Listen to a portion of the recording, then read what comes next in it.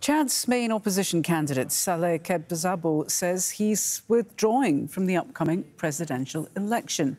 On Sunday, another opposition candidate, former rebel leader Yaya Dillo Jero Bechi, said the Presidential Guard killed his family members in a raid on his home.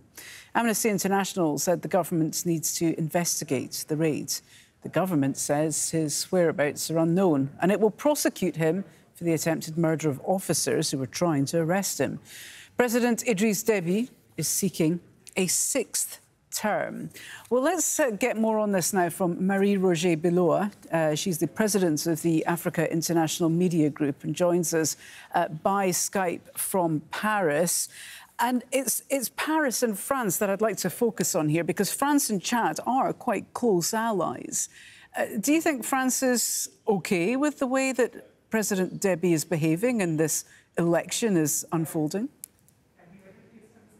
Yeah, they cannot be OK, actually, but there's not much they want to do because Idriss Déby is considered a very loyal and very committed ally in the fight against terror in jihad, and he has generously contributed troops and lost like hundreds of Chadian soldiers has been dying. And last month there was another summit when France is wondering what is the way forward. There was a summit in Tchad, in Jazeera, where President Déby pledged again to continue supporting the French effort in Sahel with the G5. So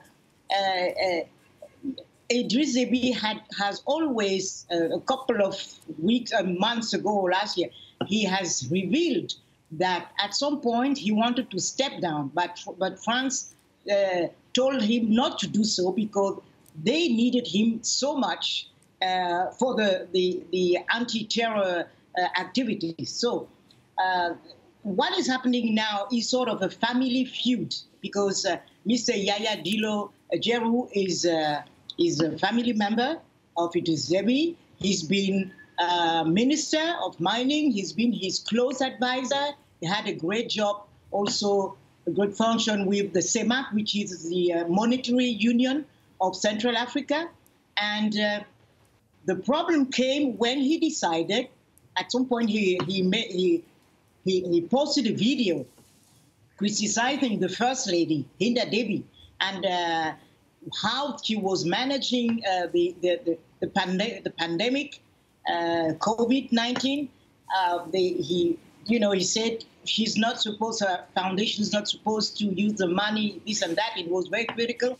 And the problem comes from there. So he was fired and he withdrew to his village. So the police wanted to call him to say, we want to listen to you. He was sort of he was summoned by the police to come. He said, I don't want to come. And so, in his tussle, is sort of a showdown because between him and the authority, his family, actually. And also, he decided to go into the opposition and all of a sudden to say, I'm a candidate, I'm running for president, and against Idriss Déby. The next election is in April. And this happened while many people were following him. I mean, in the family, he succeeded in splitting the Déby family and Déby tribe, and so is a lot of tension. And so this is happening in the wake of that.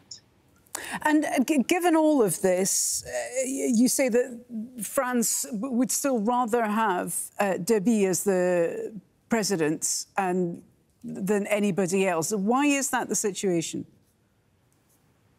Why? Because they consider Idriss Déby has always been very active in sending troops in Sahel. He's a very active member of G5 Sahel. And, Boko Haram has also hit people in Chad, but it's mostly, and terror, jihad, Sahel terror is mostly in Mali, Niger, all those countries. But he's a contributing force with troops, and very much so. So And, you know, there were feuds before. There were infringement on human rights before, opposition leaders being killed or disappearing. And you know, but France never let him down. Not only that, at some point there was a coup, which almost succeeded. Okay. But he was saved by the French troops, which are in N'Djamena. OK, I'm afraid we're out of time. Marie-Roger Biloa, thank you so much, though, for speaking to us here on Al Jazeera. You're welcome.